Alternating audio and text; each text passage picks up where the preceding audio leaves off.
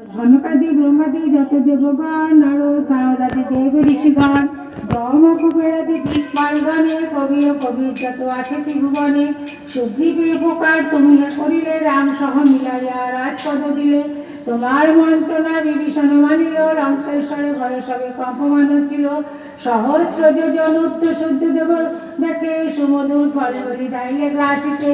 জয় রাম বলি তুমি অসীম সাগর পার হয়ে প্রবেশিল লঙ্কার ভিতর